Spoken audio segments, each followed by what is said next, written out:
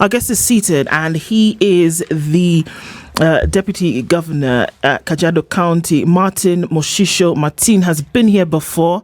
Good morning to you, DG. Good morning. Good morning, and thank you for hosting me this morning. Karibu sana. Asante sana. The man from Kimana, for who you guys would be speaking a particular language, is on leave. Yes. And I can't remember the greeting that he would normally have used to say hello to you this morning. So maybe you can help me. Yeah, he should say, my friend Martin Suba. Suba. Yes, Okay. then I will answer my friend Latif Iba. Suba. Iba. Very good. Good. Okay. Karibu sana Asante. to the hot seat of the Situation Room. And we'll be looking at a number of things today in terms of devolution and how it has served. You also sat in a position as the chairperson of the Deputy Governors Forum. We've heard some rumblings coming from the Deputy Governors Forum just recently in terms of give us work so that we can actually make an impact. But before we get into all of that, let's greet you in Situation Room style. CT, as you know, travels the continent, the one man who doesn't need visas all over the place to do that. And he comes back with a proverb every week from a particular country. So I'll let him tell you what that is. And maybe you can now tell us what you think about the proverb that he'll share. Okay. Our proverbs for the next 2 weeks will be from countries in Africa that border the ocean, okay, whether it's Indian or Atlantic. Okay. And our proverbs for this week come from the Republic of Cote d'Ivoire, previously known as the Ivory Coast. Okay. You wonder why it was called the Ivory Coast, wouldn't you? Yeah. Lots of elephants. Plenty. They're not so plenty now. No, not anymore. No. Right. An eye does not eat the orange, but it knows it is sweet.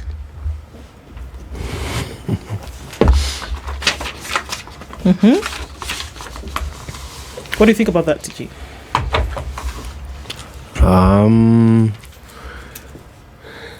Maybe because of the color. It is quite appealing. Yeah. Attractive. And maybe that is the idea that the eye has for the sweetness of the orange. Yeah. It's appealing, it's attractive, so the eye believes that it's sweet. Yes. Yes, well, in this case, it's simple, it seems to make sense. Yes, it does. Right. Okay. So, Karibu, once again, even as we get into this, an overview of how devolution has been fostered in the counties, and also being able to look at it from a deputy governor's perspective. And we'll get into the details of that later in terms of what the rumblings are and asking for some kind of greater or in-depth representation by deputy governors. But devolution really is rarely looked at from the eyes of deputy governors. But at the same time, if we can just do an overview, what we've been seeing, we're well into, as old as when we saw devolution really kick in going into 2013 and where we are today. What are your insights, and how, if you were to give a scorecard, how have we seen that this has been working so far? We have just marked 14 years of devolution and 14 years of a new constitution, and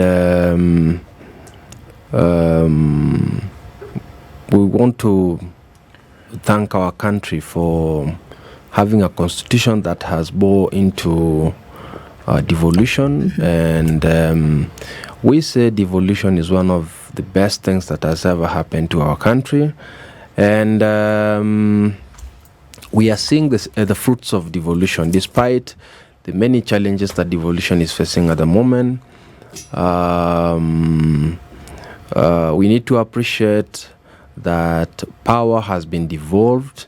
We want to appreciate that services has been devolved to wananchi, and they now can access a lot of services that they didn't get an opportunity to access there before. Therefore, we want to say devolution is working despite the challenges that is facing at the moment. One of the challenges that devolution is facing is, of course, delay of funds to the county governments. We are yet to really find a solution to that problem. When the new regime came to power, we thought that things will be better,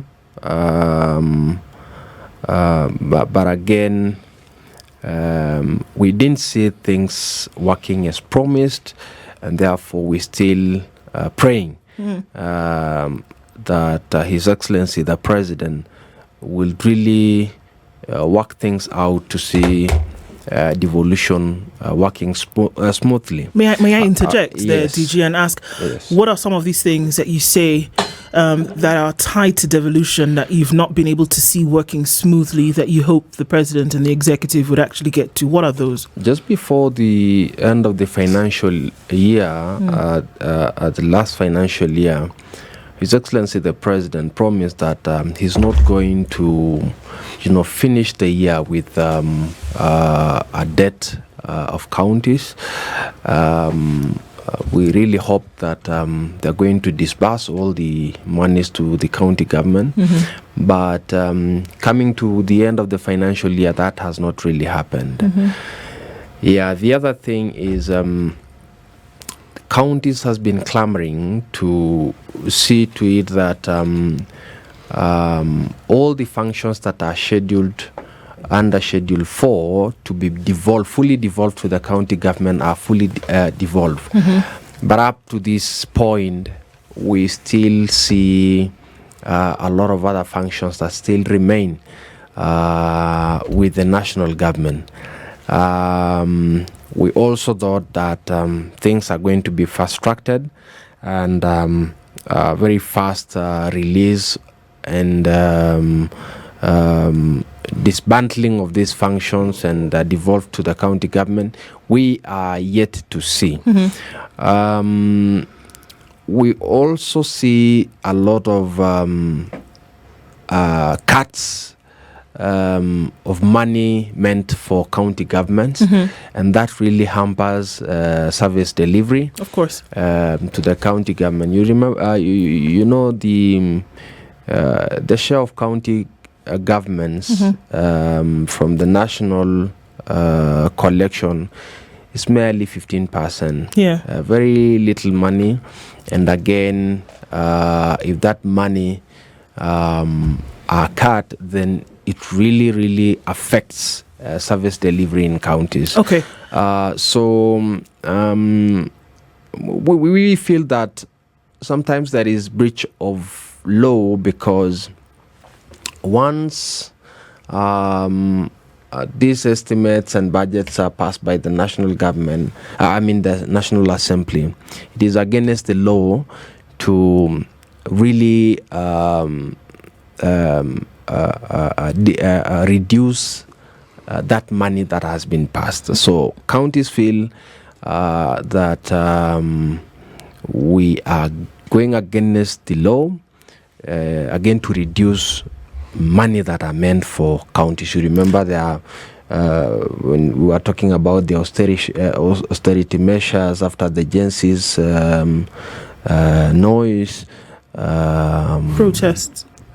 Protests, and the national government, the president said we need to downsize our budget. So we feel county budget should not have. Do you think that there is an appetite for devolution? And let me explain a little bit more.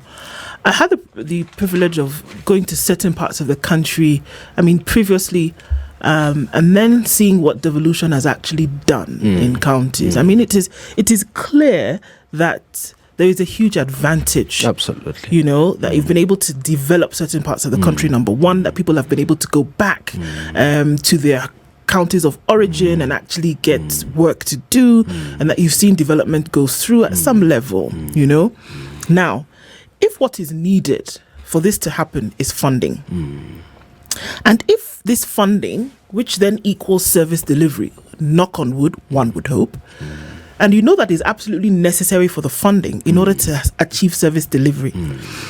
if you don't provide the funding for whatever reason, would you then equate that to show that then you are not interested in devolution living out its purpose? Our feeling is devolution is being threatened, and we honestly pray that every citizen, every leader in this country supports devolution. Of course, devolution is a new thing. We used to power at the top. The national government has also shown signs that they are not yet ready to release some functions. And honestly, there are still a lot of duplication of functions in our country. When you go to the water sector, water is devolved, but you find there are a lot of other functions that the national government is still holding on to. There are a lot of parastatals and bodies around the water ministry, and that is just an example. But if we can release all these functions to the county government, then we reduce duplication and we can focus resources on one point, and that is when we can be able to realize these services that Kenyans really want. So national government are still holding on to some functions. They feel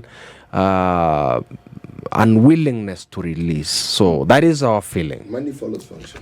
And money follows functions. You're right. Yes, money follows functions. If they retain the function, Yes. And that is why we are clamoring. We are advocating for, the release of these functions to the county government so that we can have funds, following all these functions. Okay. Yes. Do you think that from what we see, that if we don't see an improvement, that devolution as an idea, devolution as a practice could start to whittle away? I think Kenyans have tasted the fruits of devolution. They have seen it working. When you look at every sector in the county government, there is tremendous improvement. Kajiado County, for example, before devolution, we didn't have a proper level 5 hospital. Right now, we have a very, very advanced referral hospital. We now have almost 6 level 4 hospital from zero. And, a lot of health centers and dispensaries, we're now trying to, reduce that gap. A county like Kajiado, that is so fast.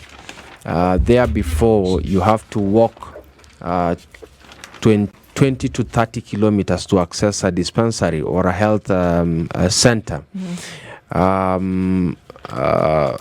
World Health Organization say that the standard distance is 5 kilometers and you should access a health center. So devolution has really, really reduced that gap.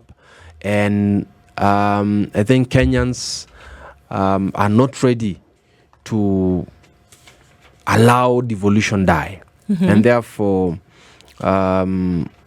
we will push, and Kenyans themselves will push to make sure that devolution will continue working. Yes. Very interesting, DG. I like to pick up from money follows functions. Yes. There are 2 reasons why perhaps the government is not releasing the money. The first reason is because they want to hold on to these functions. True. So that they hold on to the money. Yep. That could be the first reason. Yep. Second reason could be because even the little that counties have been trusted with in terms of functions, they have not been well executed. They have not proven to Kenyans that they can. Education sector, a little bit of health sector that they have been given, they cannot prove to Kenyans that they have indeed succeeded with the little they've been given. So when you demand more functions, which means more money to the counties, and even the little you have, there's not much to show for it. Don't you think this is the reason why perhaps the functions have not been fully devolved? Because the national government that traditionally has held on to these functions and executed these functions still feel they can do it better. And they're still looking at counties and saying, why don't you prove to us that even the little you have been given, you have done something with them? There has been a narrative that is being created to suggest that counties are corrupt, governors are there to embezzle funds, and they are following the 15% that is devolved. And we have left, the 85% not very keen on it. And when we receive the 15%, spread it over and share it with counties, and the huge amount of this money goes to salaries. Those are recurrent expenditure. That is money that you cannot really interfere with. Why not? Salaries you have to employ so many people. Salaries you just have to pay people. It is not someone who has embezzled. No, Mheshimiwa, must to employ so many people. Yes, there are counties that are really trying to, be at the percentage that you're supposed to. The requirement should be not more than 35%. Yes. Many counties are at 65%. Yes. But either way, even the national government has surpassed. Oh, don't worry. They are 46.5. They are the flag bearers. Yes. They are the torch bearers. Yes, and that is why I'm saying let's not suggest that the devil is only in counties. Mheshimiwa, let me just say something. But let me say, yes. Let's not use corruption as a tool to kill devolution. Yes, governors and county staff should be prudent in the use of these resources, and we are trying our best. And we have seen things working in county government. Services have gone to the lowest unit of our communities, and therefore I can confidently say that devolution is working, but let's not use corruption just to kill counties. I actually support. Even my question has not been answered, but yeah. No. Actually, he has. So let me augment what he's saying. If you look at what has happened in the countries, it's a testimony that it works. Yes, devolution works. Yes. If you look at just the health facilities that Kajiado has, the national government has been there since eternity. It never did those things. Correct. It had all the money. Okay? Correct. The county government comes in and you see it. Okay, if you walk away from Kajiado and just go to Kwale, before devolution, Kwale had 35 health facilities. Now it has 162. Correct. During devolution. Indicators that devolution works, you don't even need to look far. On the issue of corruption, though, the Auditor General might differ with you on that one. Because every so often the Auditor General brings about a report of monies that can't be explained. It is not one county, it is all counties. Okay? So, perhaps the audit queries that can be answered. The point that is being raised and which you raised about the national government is the same one that is being raised about the county governments. And that is, you have this money. Have you put all of it to the purposes for which it was intended? I think that is an overarching question here. And even if we take from what Ken has asked, and again, that last statement that CT is making today. So do you think, with the 420 billion shillings that goes to counties, right now 390 billion shillings that goes to counties spread across 47 counties, is it enough for us to see, apart from the huge chunk of it that goes towards paying salaries, which you've talked about now, Is it not enough to see that we would see some traction from the 35 to 162 that we see in Kwale County to the number that we see, in Kajiado, or around where you go and you see that roads are paved, markets have been erected? There's still the issue of corruption. That money comes in that doesn't go out to fulfill that function that it should over and over again, and we still say that there's still some that's left at the national level. I don't think we are right to say that there are monies that is finding its way out, not doing what it was intended to. Governors are doing their best to make sure that money goes to where it was intended. There's no money that's lost at the county level to corruption, DG? I don't rule out, but there are procedures to follow such. We have the Auditor General who always comes and audits what counties are doing. And that report is submitted to the Senate. The Senate always summons governors to explain how this money is used. Where there is a query, they provide explanation. So that has not been a bigger problem than that we can say has led to hampering development in the counties. I don't rule out some, mismanagement here and there, but I don't want us to use to say that governors are killing devolution. Do you think that the funds that have been provided for counties can be used better even before the clamour for increased funding to counties? The money that has been given to counties over the last 13, 14 years, has it been prudently used? Has it been properly used? I can say yes. This money has been prudently used, except in a few counties that, of course, we see its leaders being implicated. We have seen some governors, still being followed up to now. We saw even former governors, conviction and a sentencing just last week. And those who did that will be responsible and they will face the law. Moshisho, we're not putting you on the spot here. We follow the Auditor General's report. Yeah. And audit merely tells you what they have found. They don't conjure something up and say, well, we're thinking. They say, this is what we've seen and we'd like a response to this. If I pick up from what you were saying, when we say it is supposed to be 15%, this 15%, I get confused sometimes. What is it 50% of? Total revenue, equitable revenue? Yes. So if it's equal revenue, why is it always the same amount? And our revenue increases and it changes. Because our 15% seems to be only a constant. Yes, they moved it up the other day, then reduced it. But in all honesty, what Moshisho is saying here is true. We've been flaunting the law with regards to that equitable share. It's not supposed to be 15.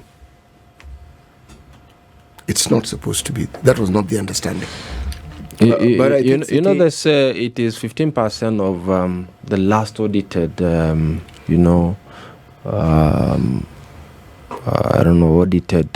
well, the audited report. accounts, but you see our revenue keeps increasing. Revenue keeps increasing? Yes. You're very right. Yes. Revenue keep on increasing, and I don't know whether this these budgets and this amount is never audited again, because it is constant. We fail to understand how comes this amount never increases. So we have been pushing for that. Even through the BBI, the county governments were very strong about pushing that percentage to about 50%. Don't you think it's because of the Constitution? Yeah. Because it's in the Constitution. The percentage is prescribed in the Constitution. Yes. Because it says at least, so they're using at It's least. a minimum. At the minimum. They that is a prescribe a minimum. yeah, that is a bare minimum. But there is room to increase that percentage. It's only the adamants of those who are supposed to do that. I think the jury is still out, DG, on what's the thoughts around what has been used for devolution and what the results of those functions have been. And I mean, we don't take it, it doesn't go unnoticed that you've said that, it could be done better. And I think that's a sentiment that goes round. It can be done better in as much as more money is needed to follow certain functions, that what has been given is clear that it can be done better, whether it is from a management point of view to an accounting point of view. That's true. Deputy governors came together last week through the forum, which you headed at some point, and said that, you know what, we don't have anything to do. So, I mean, it really sounds like a really petty question, but then, so what do you do from Monday to Friday if the forum is saying we don't really have much to do, essentially earning a salary after you've gotten on the ticket and you've gotten the governor into the seat? What happens to you? What do you do after that? Two things happening for deputy governors. One is about functions as stated in the law. Number two is relationships between governors and deputy governors. Let me start by the law. The Constitution and other laws governing devolution has given very, very lean roles for deputy governors. According to the main constitution says that the deputy governor is a deputy CEO of a county, and then the other role is a deputy governor will act in the absence of the governor, and the last function is in the County Government Act that says that a governor may assign a deputy governor a portfolio. So that is optional. The governor may assign and may not. Because of a relationship that sometimes do not work between a governor and deputy governor, a lot of deputy governors are rendered, functionless. They just Where though? I'm sorry, but but where? Sitting in the county administration offices, seated where, doing what? Some are in county government offices and some are not, because we have seen governors who just lock the offices of deputy governors. A lot of them, even in this regime, that the governor just comes, deputy governor, you cannot access your office, it's under renovation. And indeed, the office is not under renovation, but you just wants you out. Okay. Yeah, so you cannot legislate on relationship there, and that's why I say it's a very, very difficult and delicate matter.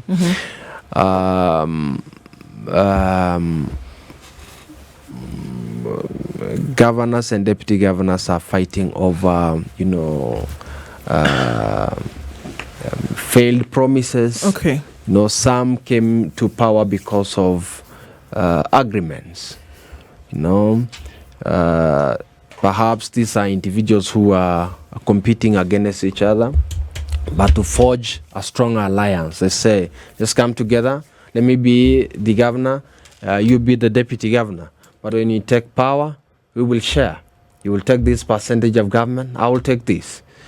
but when they take power, they take everything. They take everything. As it should be. Yeah. Okay. I should not be. Devolution. They're not devolving their power. Yeah.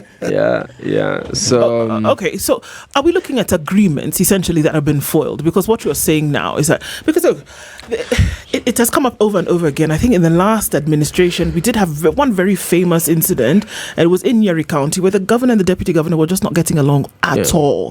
There was a denial of payment of salary. It had to, many things happening. But then now we see the same thing. Can it be that political alliances were forged for the purposes of getting this individual into the county seat, and immediately they lift the constitution to then be able to, make proclamations of what they will do when in office, then that alliance ceases to exist, and then they are put into some kind of county exile, or they're left out in the cold because there's no function for that office? Because it has been suggested that if there was a function for the deputy governor, kind of like what we saw in previous administration, when the vice president at the time also sat with a particular docket of something that they had to do. If the deputy governor position had a specific function, whether it would have been for county, whether it was an administration, because we also find that a lot of deputy governors are technocrats and are chosen for that particular reason. If there was a specific function that has been assigned to them, would it make this easy, and the frosty relations that we see then would not take place? Yeah, that is exactly what we are pushing at the moment, and we want to thank the Committee on Devolution in the Senate, who are really helping the Deputy Governors Forum to have functions. And what we want is the Deputy Governor's positions to be protected by law. And it might not even be a specific docket, but if you're given some programs to run in the county, deputy governor will be really working. Why didn't they give these programs? Because the question would be, why would your governor refuse to assign you something? That is our question. And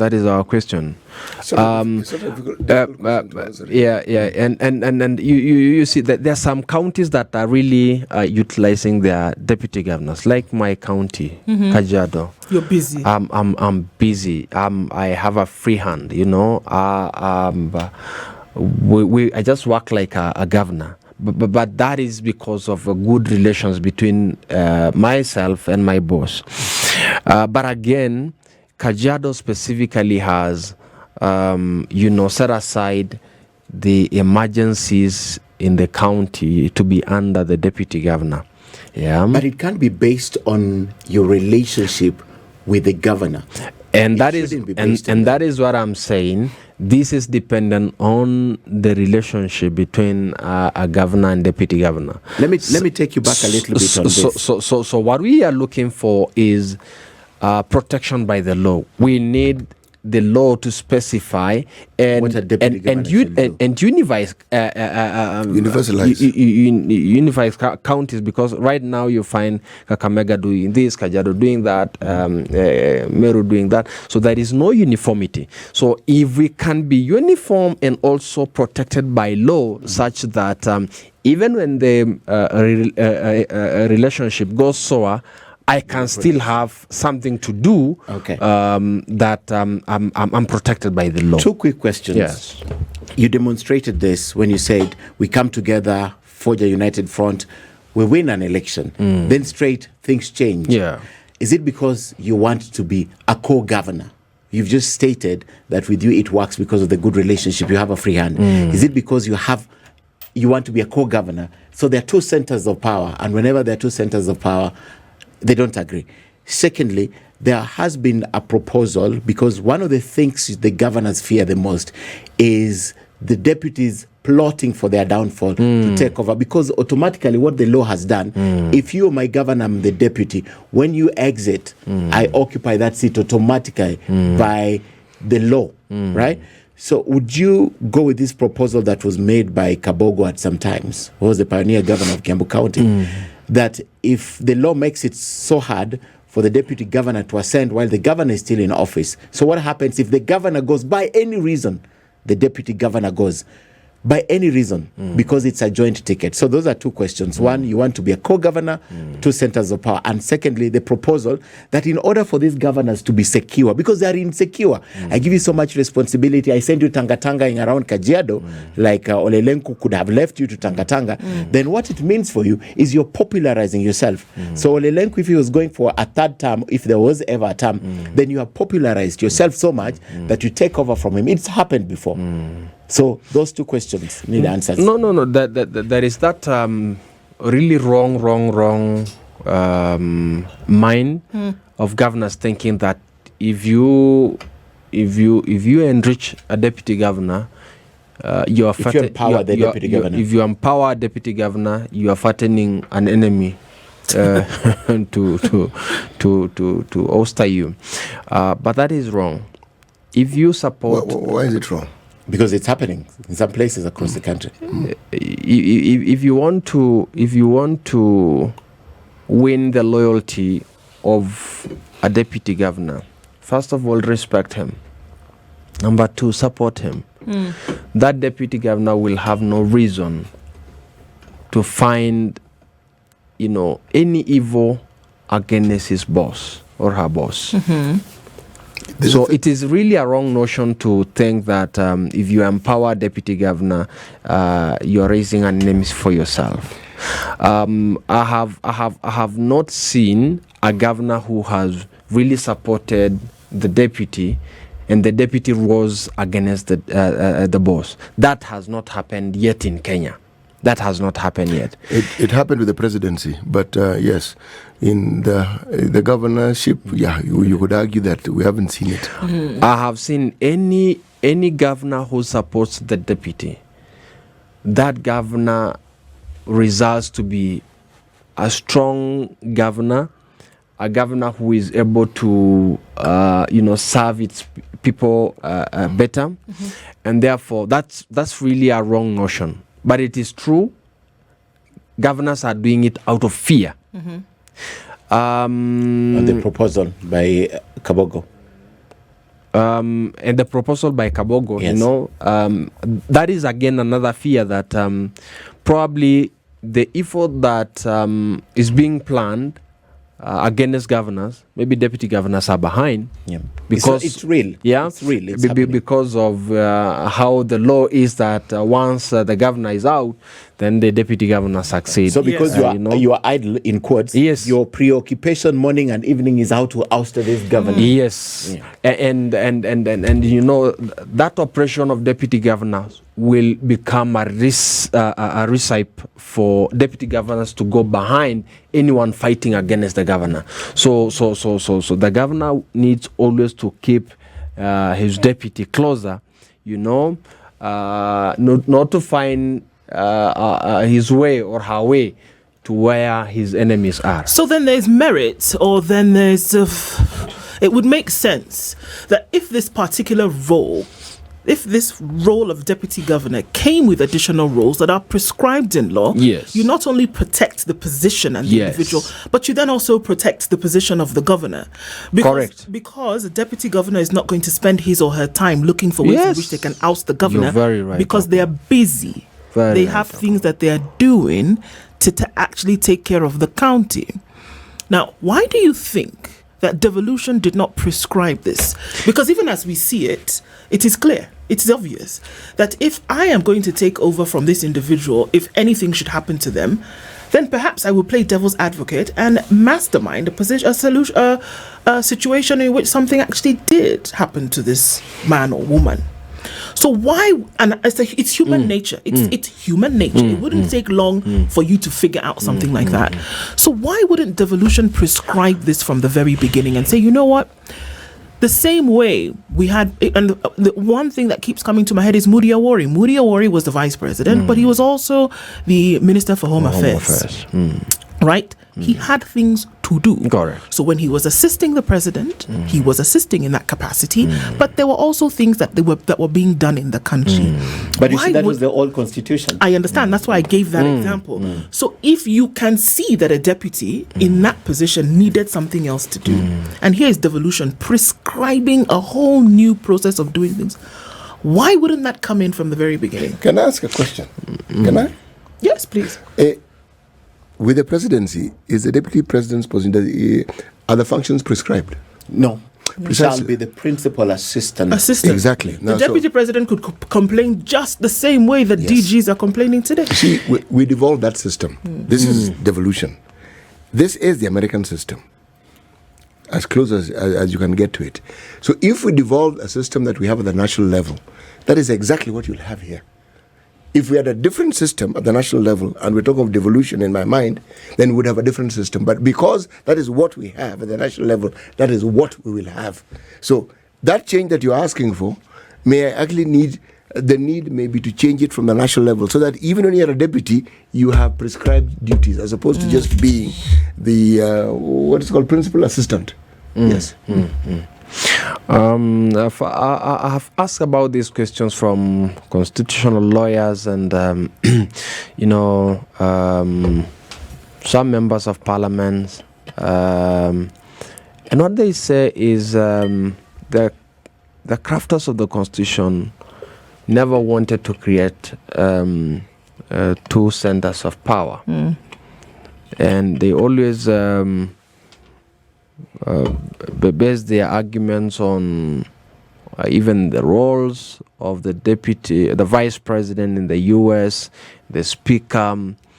They have very, very few roles mentioned in the constitution, but you find them working very well. But I feel Kenya has not grown and matured to that level of democracy, Yes, it is correct to say we don't want to create two centers of power, but again, we have not seen that working in Kenya. I don't understand. How do you create two centers of power and you have a deputy with prescribed duties? Now that is what they are saying.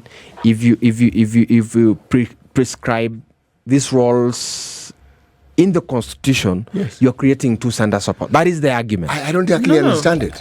Because one could argue that one position, for example, that you have for a CEC could be glorified and be given, and a role that a deputy governor could actually fill. True. It is not a not a new center of power. It is an existing role that can actually be taken up by another individual. Yes.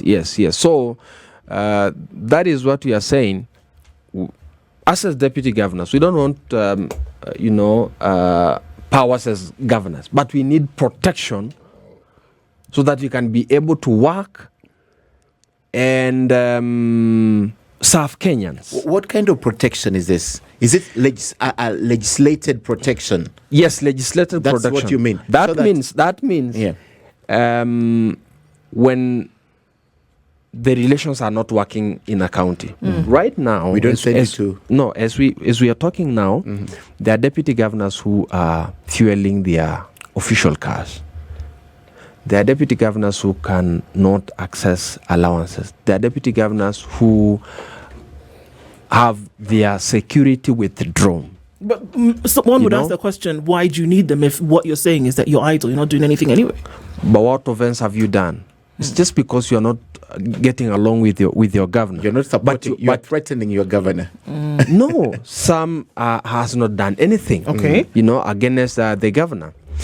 So we are saying in that case, the law should protect you such that you have express mandate from the law to continue functioning, to continue working for the people, and we are saying there are counties that a deputy governor even do not have any single role Except being a deputy governor. Except being a deputy governor. Which is a role. So in such a situation, we need to have a law that says program ABC is under the deputy governor. So whether you are in good terms with your deputy governor, with your governor or not, you can still continue working for the people. I didn't know people love work this much. I'm surprised that the only thing you're asking for is a job. Let me work. Yeah. And they're saying, no, we don't want to give you this work. Actually, Ken, if you look at our county system and everything that we've seen about it, from the time when we had our first governors, this position bamboozled most people. They got there and they did not know what to do with it. And they did not know what to do with it. There was so much money, it confused the hell out of them. And in my mind, part of the problem that we are talking about has to do with money. Because why would somebody not want to share the burden of office? It lessens your work. Why do you want to hog everything? Yes. Have it. In this country, when that happens, it is money. They want to be in control of every single penny. Yeah. And the deputy, who might take over from them, must be starved of this money. Otherwise... Yes. And they have time. Yeah, plenty. City, which brings in the question, when the county rises and falls, it rises and falls with who? The governor. Exactly. Exactly. At the end of the day, the person who's more accountable to the people is the CEO of that devolved unit. Yes, it is.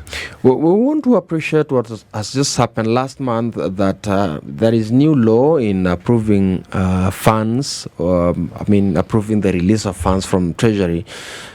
It is now mandatory that for funds to be released to counties, there must be a signature of the deputy governor to give you responsibility on that money. That is a great improvement. You're not seeing the flip side, DG. The flip side is this. It's a joint responsibility Absolutely. going forward. Yes. So you lose 83 million in fueling your car. You're going with your governor. Which is better because if I'm not being supported, you're seeing it from one side, to DG. continue serving the people, why should I sign? So you will frustrate the governor. So money will not be released, which is good. No, I think this is more about a joint responsibility for the county. Yes. What is that is very good. That is very not for you to frustrate the governor because he's not supporting you, so I will not sign. But at least it will also give you an opportunity to ask a few questions about what's happening. Funds around it. DJ, really quickly, because time is winding down, literally in 10 seconds. Do governors support this bid to have deputy governors more engaged at the county? We totally support. The governors now, governors. Do they support the bid for deputy governors to be more involved in county roles? Some support, some do not. Yes. It'll be interesting to see how this all plays out. Martin Moshisho Martin is Deputy Governor of Kajiado County and has been our guest this hour, looking at how devolution has worked over the last 14 years, where are the gaps, and also what can be done to improve things. Let's see what happens if Senate actually comes back and says, actually, no, there needs to be an amendment so that we see DGs actually having roles in counties to ensure efficiency. Thank you. And I know our conversations will continue into the future. We'll come in at 8 o'clock with a very much needed education conversation. This is the Situation Room, the only way to start your day.